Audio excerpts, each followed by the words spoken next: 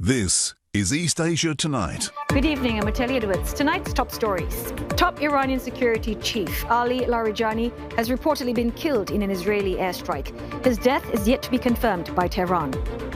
Developments in Iran overshadowing freshly concluded US-China trade talks as President Donald Trump seeks to push back a Beijing summit with his Chinese counterpart by a month. President Trump, meantime, urges allies repeatedly to deploy warships to the Strait of Hormuz. But Seoul says any response must be in line with domestic law, while Japan remains non-committal. South Korea's president warns of a worst-case scenario if the Middle East crisis drags on, calling for alternative energy supplies to be secured to export curbs if needed. And fresh setbacks for Tepco. Signs of an electricity leak halts operations at the world's largest nuclear plant yet again.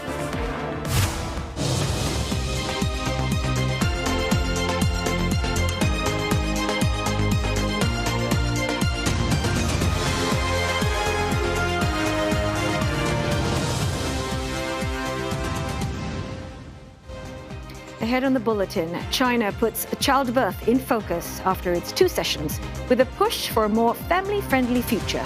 But with rising pressures, changing views on marriage, can policy alone revive marriage and lift birth rates?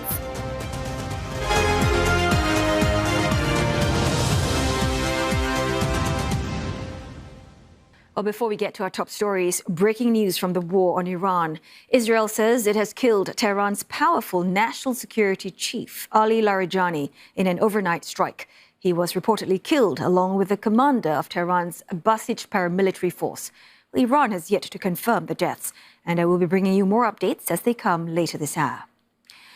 Well, meantime, U.S. President Donald Trump has asked China to delay his summit with Xi Jinping by around a month while he deals with the war on Iran. He was due to visit Beijing on the 31st of March to reset ties and extend a trade truce.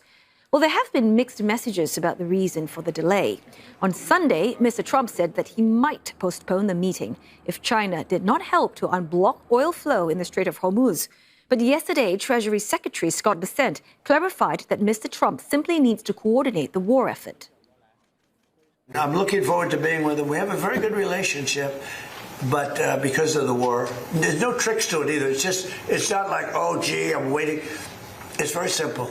We got a war going on. I think it's important that I be here. You know? Well, for more, we're joined now by CNA's senior correspondent Han Yu-Guan reporting to us live from Shanghai. Yu-Guan, firstly, how exactly is Beijing responding to the delay, and how big of a setback is this?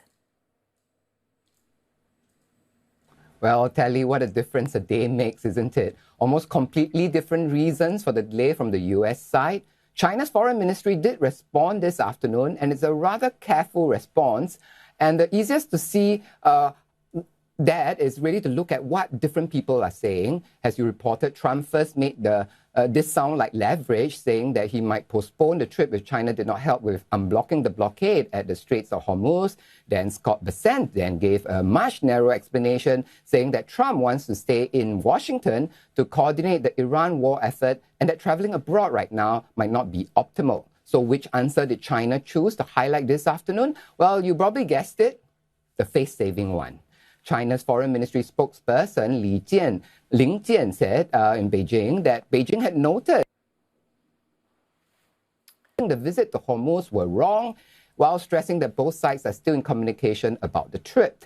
As far as we know, Bessent did not say the reports were wrong. In fact, both Trump and Bessent could very well be telling the truth, but Beijing clearly chose the more face-saving answer that will dial down the temperature. As for how big a setback this is, it looks like it's more like a delay than a breakdown, really. The Chinese side, the message seems to be keep calm and carry on talking, avoid turning a delay into a crisis. In fact, some watchers are saying Beijing may not mind a few extra weeks if that allows a better prepared, more substantive summit. So yes, it casts a shadow over the summit, but at this stage, it looks more like uncertainty than collapsing ties. Otelli? Okay, but can't help but notice that, China wrapped up 2 days of trade talks with the U.S. just as President Trump called for the summit postponement. So tell us what came out of it. Well, what came out of Paris can't be characterized as a breakthrough for sure, but it was certainly more than just a photo op. On the Chinese official side, Li Chenggang did say that the talks were deep, candid, and constructive, and that the two sides reached preliminary consensus on some issues, and that they agreed to continue the consultative process. He also said that they discussed tariff levels, possible tariff extensions of tariff and non-tariff arrangements, as well as working mechanism to promote bilateral trade and investment cooperation. Meanwhile, on the U.S. side, Reuters, citing sources, did report that the Americans came to Paris focused on a few concrete baskets: more Chinese purchases of U.S. farm goods, access to critical minerals and rare earths, and possibly new structures to manage trade and investment, including a proposed U.S.-China Board of Trade and Board of Investment. At the same time, Beijing made clear that there are still frictions here. Li said China raised serious concerns over two recent U.S. Section 301 investigations, warning that they could disrupt the hard-won stability in bilateral trade ties. So the Paris message is really two-track. There is cautious progress on mechanisms and practical issues, but the trust problem has not gone away. All in all, the summit may be delayed, but the Paris talks suggest that both sides are still trying to build some guardrails, enough to keep the relationship moving, even if not in a straight line. Oteli? Right, many thanks for that report. CNA's senior correspondent Han Yuan live from Shanghai. Well, South Korea says any decision to safeguard the Strait of Hormuz will be made in line with domestic law. Foreign Minister Cho Hyun told lawmakers that the government will respond to any U.S. request according to the Constitution.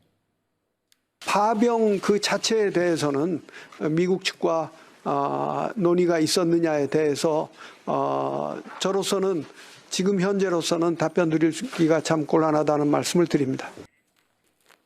South Korea is among a number of countries facing repeated calls from the Trump administration to send warships. Several allies have rebuffed Washington's demands. The U.S. leader, though, says that several nations have offered to assist in reopening the strait and that his administration will provide a list at a later date. Some are very enthusiastic about it, and some aren't. Some are countries that we've helped for many, many years. We've protected them from horrible outside sources, and they weren't that enthusiastic. And the level of enthusiasm matters to me. Well, the head of the International Maritime Organization warns that even naval escorts may not fully protect ships transiting the Strait of Hormuz. Secretary General Arsenio Dominguez stressing that military assistance is not a sustainable solution to protect vessels from ongoing hostilities. But earlier, CNA spoke to Brian Clark from the Hudson Institute, and he tells us why Japan and South Korea, countries that are very dependent on crude from the Middle East, remain non-committal to Mr. Trump's call to send warships to the Strait of Hormuz. These countries are worried that if they contribute to the escort mission, they'll be forced to attack Iranian targets ashore, because part of how the escort operation would go is defend ships from attacks that do come, but also attack the attackers. So strike back in the Iranian missile launchers or drone launchers or small boats that come out to interfere with shipping. So those countries are concerned that their escort vessels will inevitably get pulled into the conflict because they'll be forced to counterattack Iranian targets ashore, and they don't want to be embroiled in this confrontation, partly maybe because they don't want the potential for Iranian attacks on them, but also because they maybe have domestic political concerns about becoming entangled in a conflict that the United States started. Well, the war in Iran is prompting governments across Asia to brace for prolonged energy disruption amid concerns over supply and prices. The Strait of Hormuz, which is a fifth of the world's oil passing through, remains effectively shut. President Xi Jinping today said that Seoul must prepare for the worst-case scenario. South Korea has already introduced a price cap on petroleum products to curb rising costs. The country earlier secured 6 million barrels of crude oil from the United Arab Emirates and is considering further steps, including energy-saving measures and potentially boosting nuclear power output. Mr. Yi has also called for the need to secure alternative crude supplies and roll out emergency measures if needed. Now, Hong Kong also eyeing rising fuel costs. Speaking at a press conference, Chief Executive John Lee said that the government is very concerned about the potential impacts on supply caused by tensions in the Middle East, adding that authorities are working to ensure stable energy supplies and transparency. And we also want to ensure that transparency of information relating to supply and energy prices will be enhanced. And the government will continue to monitor price fluctuations as well as the reasonableness and need of price adjustments. Japan on Monday began its largest ever release of strategic oil reserves to stabilize supplies as prices surge. The move is part of a broader international effort. The International Energy Agency says that a coordinated release of 400 million barrels is now underway, with additional supply already flowing into Asian markets. Well, with uncertainty still surrounding a US-led coalition to protect shipping through Hormuz, oil prices are climbing again. And Olivia Marzuki joins us now with where prices may be headed. That's right. I'll tell you, investors brushing aside any assurances with both the contracts are up more than 3% this hour. Brent crude gaining ground, trading at $102 a barrel, pushing near 103, whereas the WTI there 96.80 cents. So far, year to date, they both soaring by more than 60% each.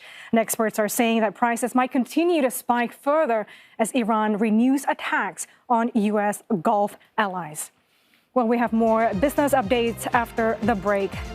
With oil prices climbing and supply concerns lingering, a divide is emerging. Exporters benefit while import-dependent economies bear the strain. And with Hormuz effectively shut, Saudi Arabia is pivoting west, exporting crude through the Red Sea at levels not seen in years.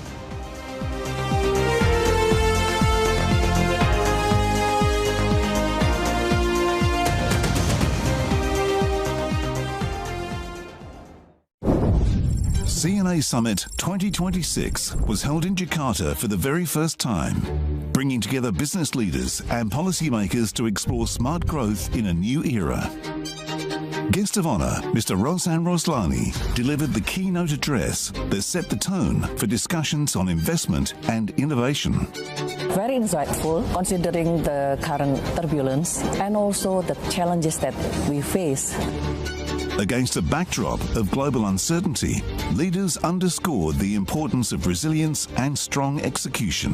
One of the things that's been reiterated is the importance of execution capability. We need to have local understanding and clarity so that we can really benefit from opportunities in really complex environments. Driving conversations that shape tomorrow's growth. The CNA Summit 2026, brought to you by MediaCorp. Main partner, Singtel. Hello Possibilities. We're in a chaotic moment. Midnight later tonight here in Thailand, it's too little too late. And I asked whether there's a political element to it. Nobody can exactly tell you why. Look, things are never perfect when you're engaged in politics. Each one doing what each one wants. So what's the United Nations doing amidst this world of supreme chaos? We're pushing for answers every night on Asia Tonight. This week on Singapore Hour. I'm Todd. I'm a ceramic artist currently based in Thailand City. I go around scavenging unwanted materials that artists have left behind. What is my most expensive artwork? I have this piece that is $10 million. Scents by Six is a homegrown perfumery. People have the impression that scent is all about smelling good. It can also make you feel good and do good as well. All this and more on Singapore Hour, Friday on CNA.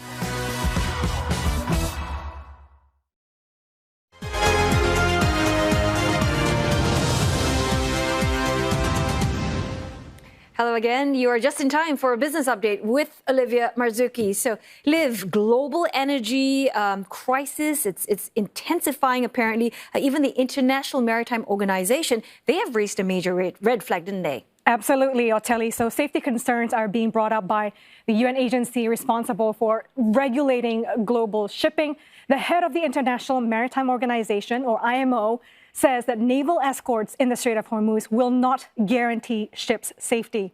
The Financial Times reports that the IMO chief said the UN agency has serious concerns about ships stranded in the Gulf running out of food and supplies for their crews.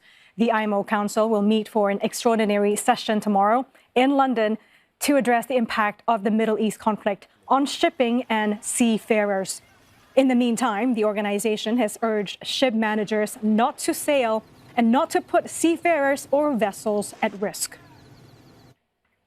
So global energy markets are on edge amid tensions around the Strait of Hormuz, with oil prices facing further shocks as another key shipping route, Bab al-Mandeb, risks disruption. The Strait of Hormuz, which carries 1/5 of the world's oil and gas, is now near total closure. So it is forcing a rapid and costly rethink of global supply chains.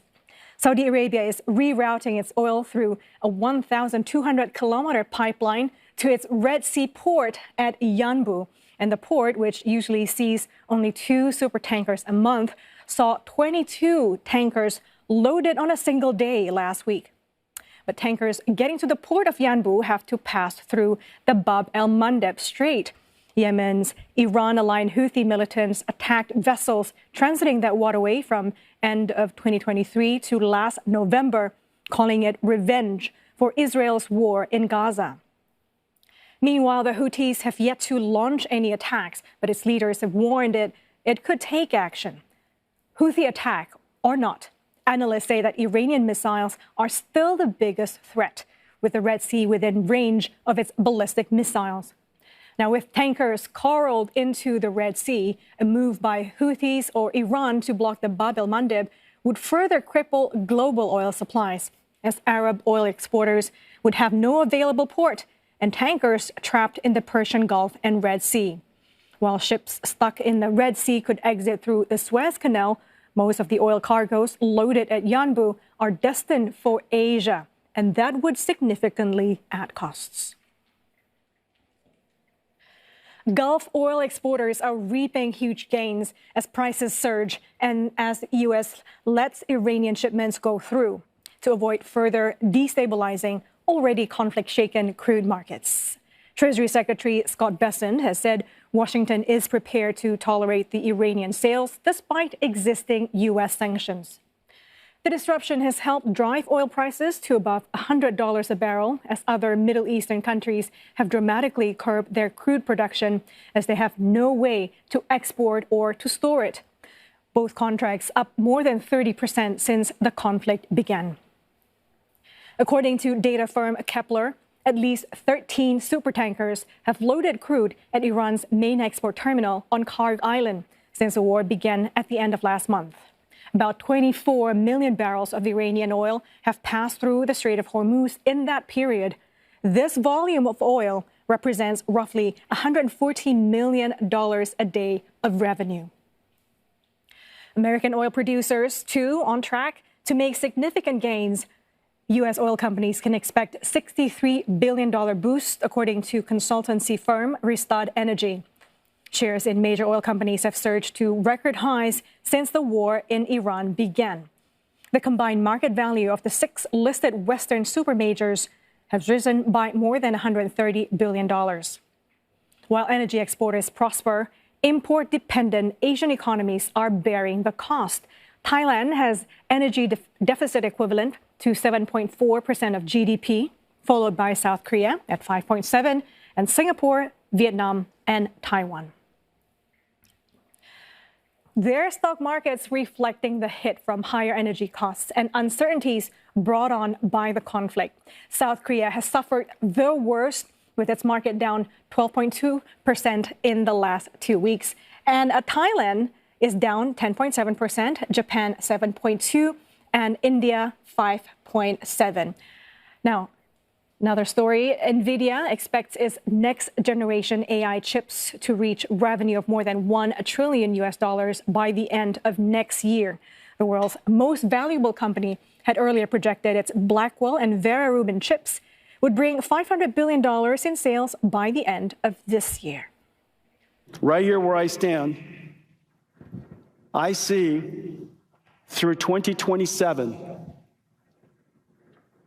at least $1 trillion.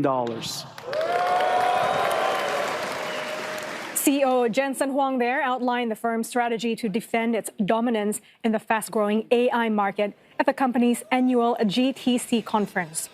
At the center of it all, agentic AI, which the NVIDIA CEO said is driving a fundamental shift in computing needs. Chip stocks in Asia also tracking gains following NVIDIA's announcements. Shares of South Korea's SK Hynix and Samsung Electronics rose over 3% and 4% each before settling 0.4% in the red, while both firms supply memory chips to NVIDIA. Well, Taiwan's TSMC is gaining ground more than 1.4%, the world's biggest chip maker and producer of NVIDIA's advanced AI GPUs. They're ending the day firmly in the green. Global automaker stocks also in the green after NVIDIA announced deals with these car makers to develop its self-driving tech business.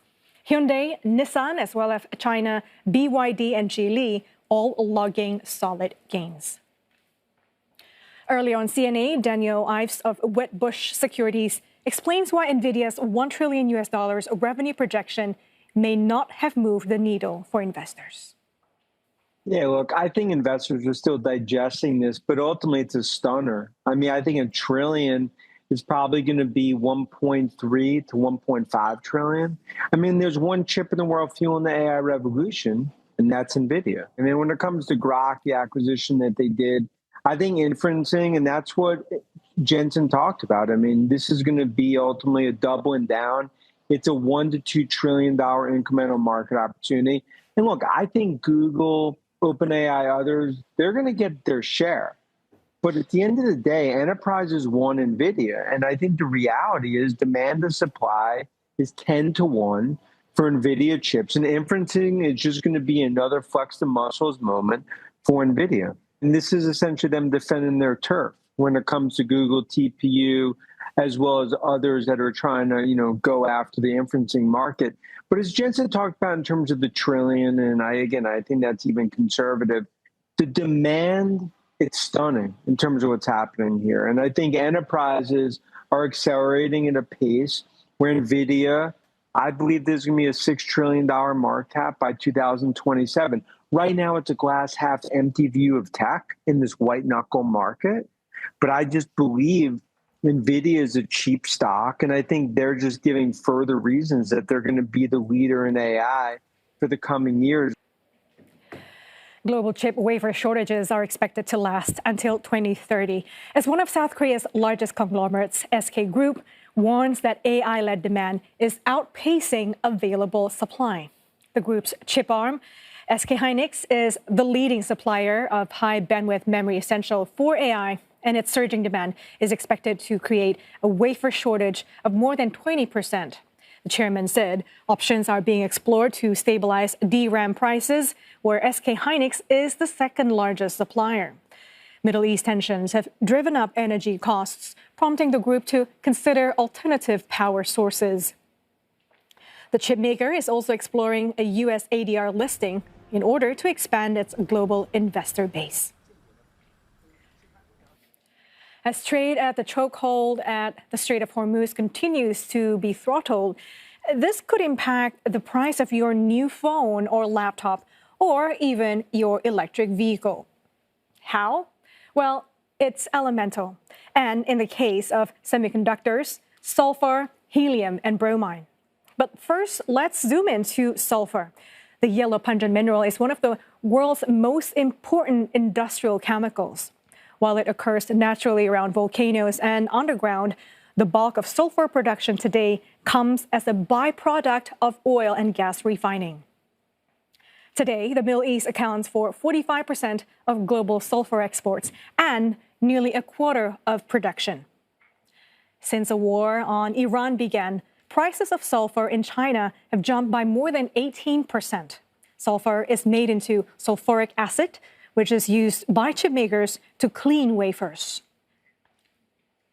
Chip makers also rely on helium to keep production cool, and the industry accounts for about a fifth of a global demand, with a third of global supply coming in from Qatar. Now, another element is bromine.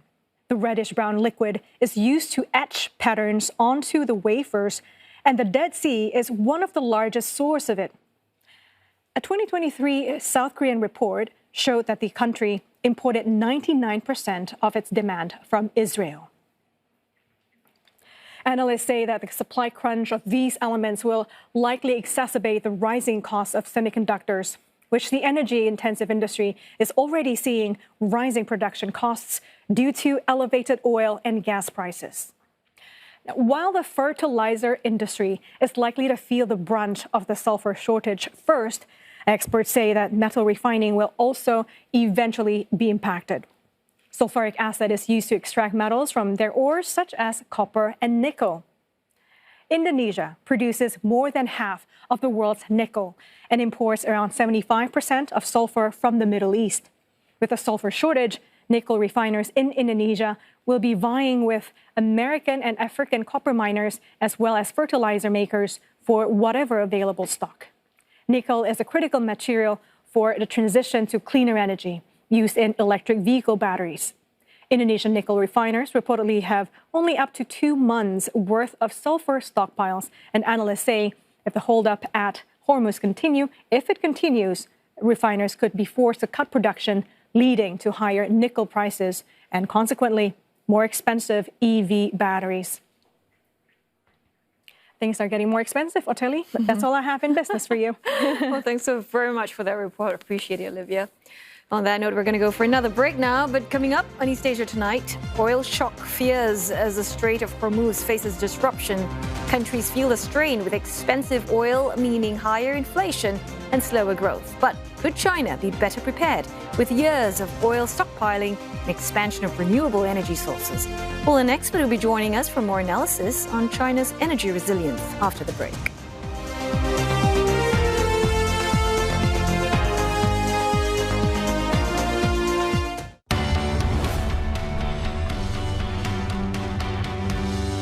Saturday on Japan Hour. Cycle around Gifu to the sound of rivers and onsens. Fire and steel. Wood carving. Kabuki by local townsfolk. Thatched roof repairs by an entire village. And finally, the silence of the Japan Alps. Japan Hour, Saturday on CNA. Japan Hour is brought to you by Sumitomo Corporation. MUFG, committed to empowering a brighter future. Zip Air, no fuel surcharge from 216 Singapore dollars. And IHI.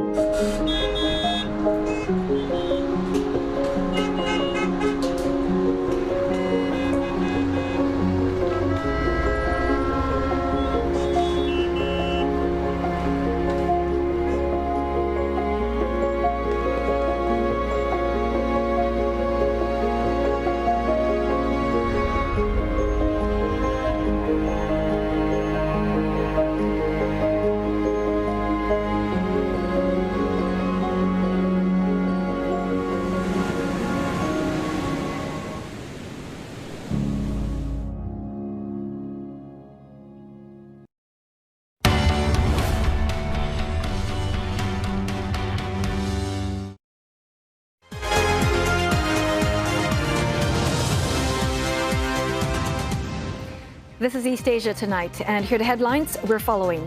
Beijing says it has noted U.S. clarifications on a possible delay to President Donald Trump's visit to China. The White House says the move is to address the Iran conflict, as Beijing says it's maintaining communications with Washington for the summit. The U.S. leader renews his call for help in the Strait of Hormuz. Mr. Trump urging China and NATO to step in as shipping stalls. Washington says, while some allies remain hesitant, others are ready to assist. South Korea says any action must follow domestic law. Meanwhile, Seoul braces for an energy crunch. President Xi Jinping warns of a worst-case scenario if the crisis in the Middle East drags on. He calls for stronger diplomacy to secure alternative energy sources. Well, oil prices since the start of the war on Iran have become a major concern for import-dependent economies following disruptions to shipping in the Strait of Hormuz, a critical artery that carries about a fifth of the world's oil supply. Well, the disruption also hitting countries with what analysts call an energy shock, pushing up inflation and slowing economic growth. Countries such as Japan and South Korea are especially vulnerable given their heavy reliance on shipments through the strait. But as countries come under pressure, one appears better prepared than most: China. Beijing has spent years strengthening its energy security, driven in part by what's known as the Malacca Dilemma. This refers to long-standing concerns that China's oil imports could one day be choked off if the narrow Malacca Strait is blocked during a conflict. Now, to reduce that vulnerability, China has built up massive strategic oil reserves, estimated at more than 1 billion barrels, enough to cover months of imports. And it has also expanded pipelines from Russia and Central Asia and invested in overland routes that bypass key maritime choke points. Now, China at the same time has diversified its energy mix, ramping up investments in renewables such as solar and wind, as well as nuclear power. And it has also poured significant resources into electrification, from electric vehicles to rail and industrial systems. Coal, meanwhile, remains a critical backup to ensure energy security. And amid the current crisis, Beijing's ties with Moscow and Tehran are proving crucial. Beijing has long secured steady supplies of discounted oil from both countries. All these putting Beijing in a stronger position as global energy markets come under strain. Well, lots to unpack here, but for more insights, we're joined now by David Fishman, principal from the Lantau Group. Well, thanks, David, for joining us this evening. So let's just hear it from you. What exactly is this moment telling us about China's energy diversification strategy, and how far is it really paying off under this sort of pressure? Well, you've got two major stories in China right now. You've got your oil story and your natural gas story. And compared to a lot of regional Asian countries, China is looking like it's in a better position. It has moved earlier to diversify its suppliers. It has diversified both the suppliers and also the ways in which it's using the energy. The oil and the gas are, of course, still affected on a physical shortfall basis. There is still potential for a little bit of physical shortfall, but increasingly, because of the way China has hedged its suppliers and hedged its supply and built up strategic stockpiles, we're talking more in China about the case of maybe a price risk. Obviously upside price risk, but not so much a physical shortfall risk. And that's a really good position to be in. So just drilling down into that resilience, the strategic stockpiles that you've mentioned, how much protection, though, I mean, do China's current stockpiles actually give it in a disruption like this? And how long can it sustain itself, I mean, if the war drags on? Right. Well, of course, talking about the oil stockpile, now, to be clear, gas doesn't really have any meaningful stockpiles. We're basically just talking commercial inventories. And then if those are gone, they're gone. But on the oil side, yeah, there's a pretty significant strategic petroleum reserve. Numbers are not entirely precise, somewhere between 1 billion and maybe as many as 1.5 billion barrels.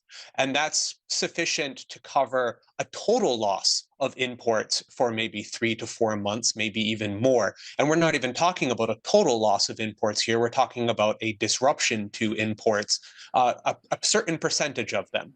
And so under a partial import disruption scenario, we're talking about probably 6 months, 8 months, or even longer. So again, the story is really not about a shortfall at all when you have those strategic reserves that you can tap, and much more about the pricing story. All right, 6 to 8 months, got it there. I want to, so it's not just China that we are also watching. Let's talk about Japan and South Korea as well. David, help us understand just how vulnerable are they if this prolonged disruption in Hormuz remains compared to China?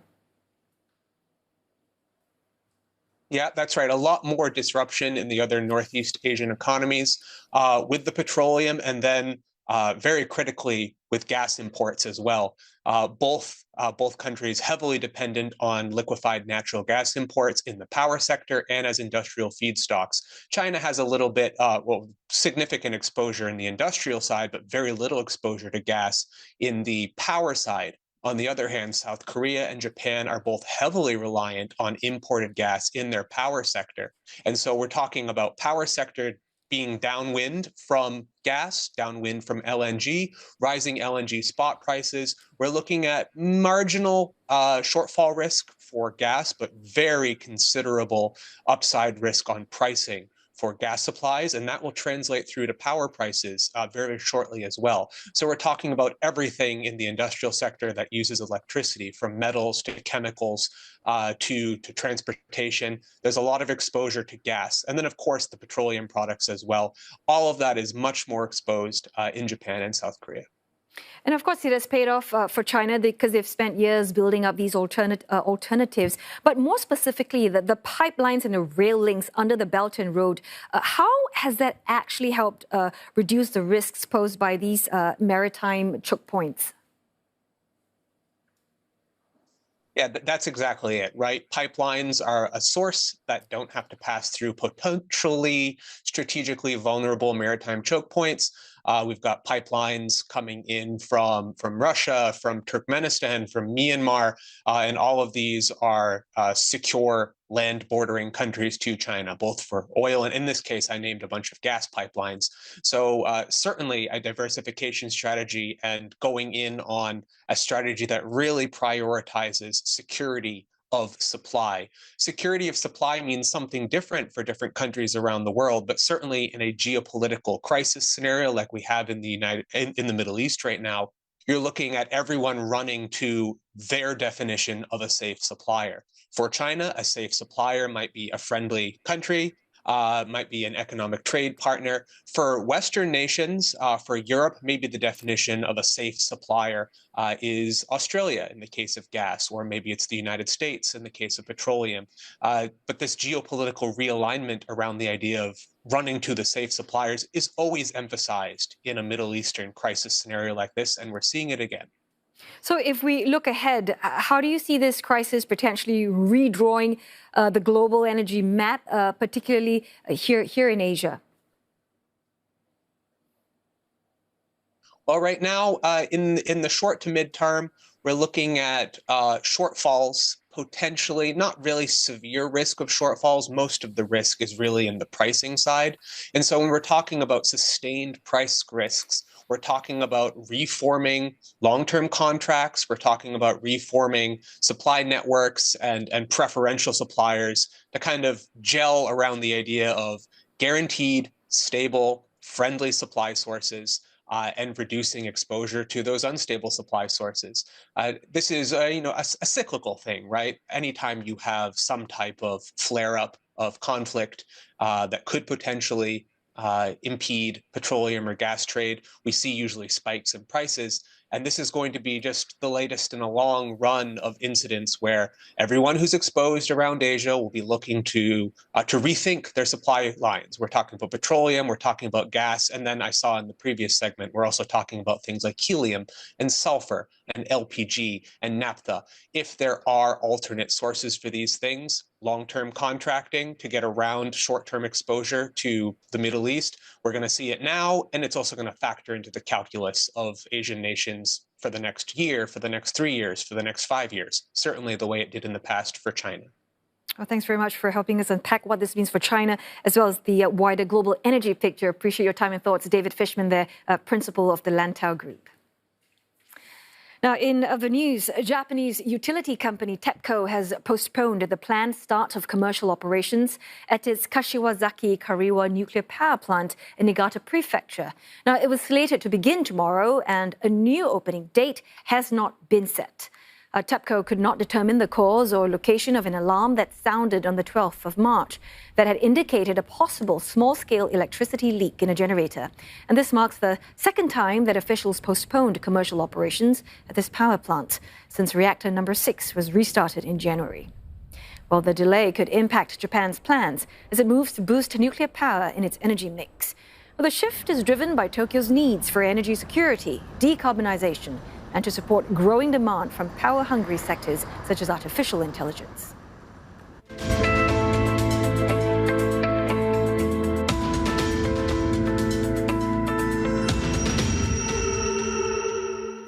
Israel says that Iran's security chief, Ali Larijani, has been killed in an overnight strike. He was reportedly killed along with the commander of Tehran's Basij paramilitary force. Iran has yet to confirm the deaths. Now, Israeli media reports say that the Iranian security chief was struck in a hideout apartment. Israeli Defense Minister Israel Katz said that the military has been ordered to continue hunting down Iran's leadership. If confirmed, Ali Larijani would be the most senior Iranian official to be killed after Supreme Leader Ayatollah Ali Khamenei, who died on the first day of the war. Dozens of Israeli jets took part in simultaneous raids on multiple areas yesterday, including Tehran. The strikes allegedly hit command centers of Iranian security forces in Tehran. Sites for storing and launching drones, missiles, and air defense systems were also targeted. The IDF says Iran has launched more missiles at Israel today. Meanwhile, Israel continues to strike neighboring Lebanon, announcing it was stepping up attacks on Iran-backed Hezbollah militants in the country. At least 3 people have been reportedly killed and a number of others wounded.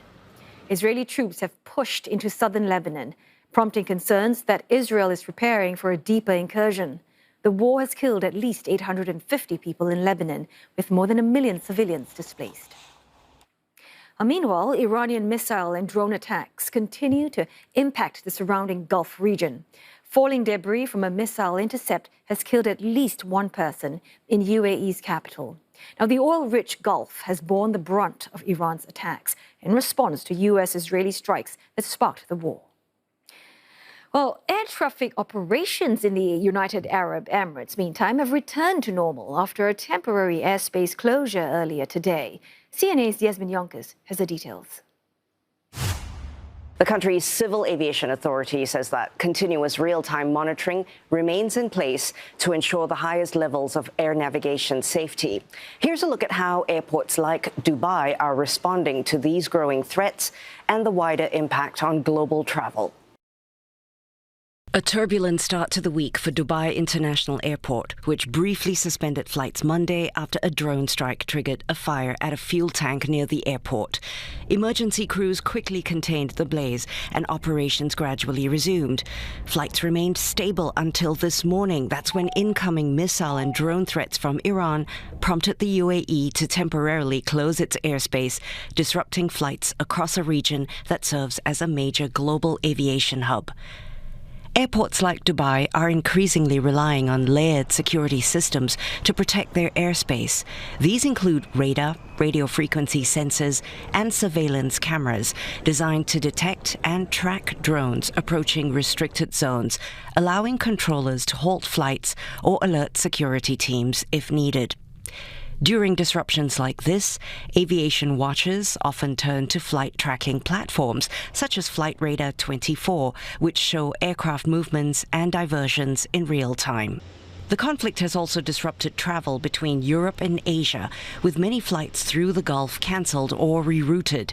Some stranded passengers have even chartered private jets, costing tens or hundreds of thousands of dollars as commercial flights fill up or disappear.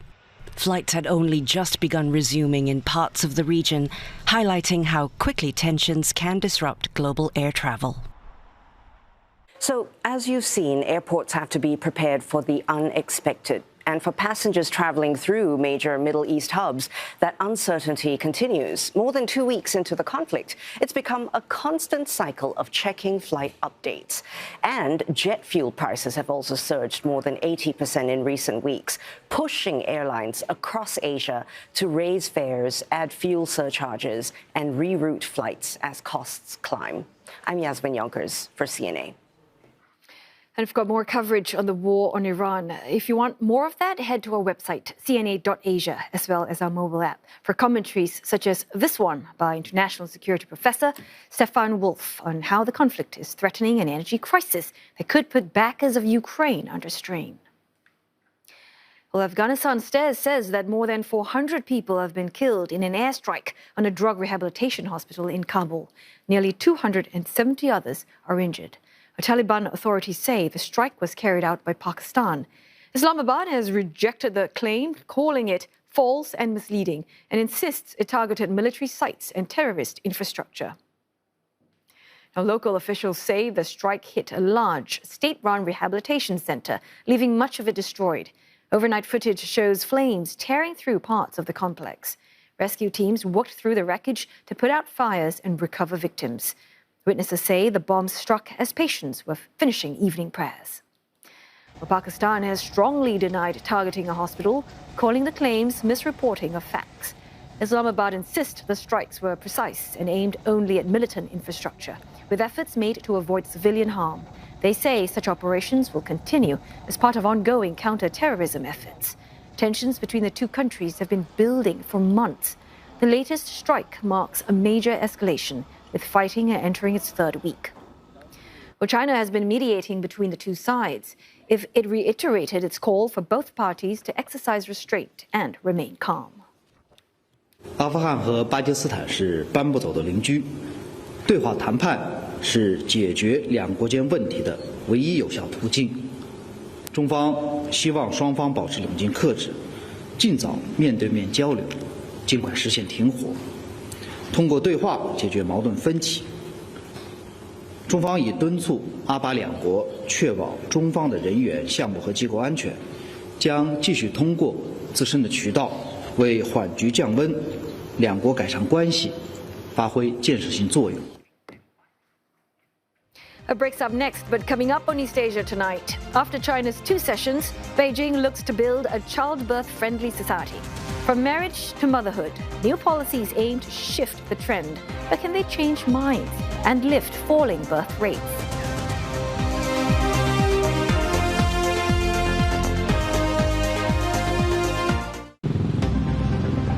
When frequent flooding puts your family and finances underwater.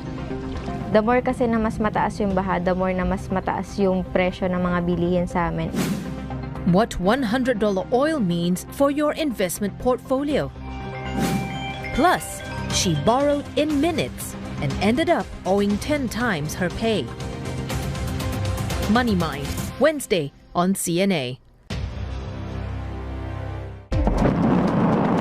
商业航天的一个产业的急剧爆发，现在已经是正式的开始了。Now everyone is accepting this sea beauty wave. Senior homes now to the tomb yard. There is a large potential that needs to be further tapped. Rockets, mascara, and senior care. China's pockets of growth. Wednesday on CNA.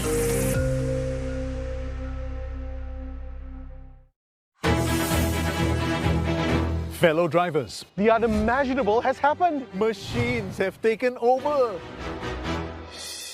We're radio DJs, and you'll know us as the Muttons from Class 95. Welcome to Guangzhou! In this 2-part series, we're off to China, one of the world's fastest growing markets for autonomous vehicles. Look, there's no driver! There's no one there! It's like a ghost driver.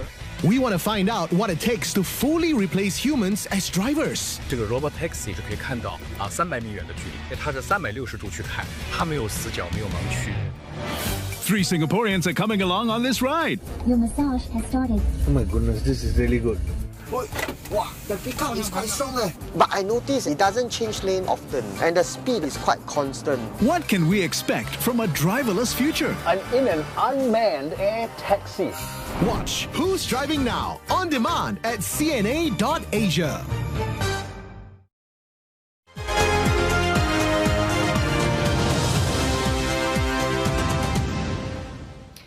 China's biggest annual political meeting concluded last week, and officials say they will create a childbirth-friendly society. There were various policies raised, including improved services for women in the early stages of pregnancy and better housing support for married couples. CNA's Crystal Chia looks at the challenges the Chinese authorities are facing as it confronts a society with changing attitudes towards marriage and family. The past year has been a challenging but fulfilling time for music teachers Huang Zhenhui and Liang Renjia. Not only did they set up their own music school, they also got married. They met at a music school here in Shanghai and dated for 7 years. Initially, they were afraid that their parents might oppose to the marriage due to the long distance between their hometowns, some 1,000 kilometers apart. Thankfully, they got the blessings of both families and officially wed in November. 两个人会有生活的一个盼头吧，或者可能很多年轻人现在都喜欢就先谈着，然后是这个不行我换下一个，下一个不行再换下一个，一个比一个更好，然后越来越好。反而你这样谈多了之后，我觉得那个归宿吧，内心的那个归宿吧，还是要结婚的。那可能现在很多人就是因为经济负担啊，或者大环境的因素，或者个人的选择而决定不结婚。那你们是如何决定就是要步入婚姻这一个阶段呢？其实我们也是处于一种现代年轻人那种经济压力会比较大，虽然我们也是面临着经济压力比较大而步入婚姻的。那么其实我们要决定步入婚姻呢，是在这个过程里面，其实我们会发现，一个人其实面临经济压力大，两个人反而可以共同携手的进入这个婚姻。如果说考虑到一个人比较自由啊，其实两个人也可以很自由。其实我觉得，当我们去进入婚姻也是有不同的生活，虽然也会有经济的压力啊什么的，但是一个人的劲还不如两个人的劲儿一块儿会比较更多的有动力吧。China registered more than 6.7 million marriages in 2025, a rebound from the historical low in 2024. Underlying the increase is a variety of factors, from policy measures to the traditional Chinese calendar. From May 2025, couples were allowed to register their marriages anywhere in the country, ending a decades-long restriction that required couples to be married in one of their hometowns. At this year's two sessions in March, China's biggest annual political gathering, Premier Li Qiang said the country will foster positive attitudes toward marriage and childbearing. Some delegates there have proposed policies such as flexi-work schemes and increasing childcare subsidies. But population experts say that broader concerns with livelihood issues such as income and employment and changing attitudes toward marriage will continue to be a challenge. I wouldn't see those would fundamentally changes like people's like new attitudes and new like understanding about the meaning of marriage and family. I think it's already changed, and so now they have many things on their checklist used to define what is fulfilling, achieving successful adult life. And so it used to be that marriage, childbearing takes a very important, very central roles. But I think now they're still important because, as I said, there has been this very strong like cultural influences, but definitely their importance has been in decline. Chinese officials are concerned with marriage numbers because they link it to birth rates. Hopefully, the more people getting married, the more babies. And like many countries, China is on a race to address a demographic crisis. The society is rapidly aging and birth rates are at a record low. If you're getting married, you are expected or pressured to become parents. Thinking about being a parent in contemporary China is about another set of pressures, right? And so how to raise this holistic, all-around kids, right? And so that requires resources in terms of like time, energy, a very deep quality companionship, as well as money. So that pressure, that burdens has come from all directions. China already has one of the lowest fertility rates in the world. The pressures of raising a child in China's highly competitive environment may further discourage couples from getting married or having children. Crystal Chia, CNA, Shanghai. And that wraps up this Tuesday's edition of East Asia Tonight. Don't forget your headlines anytime at cna.asia. And look us up on all socials, including Facebook and YouTube. Thanks for watching.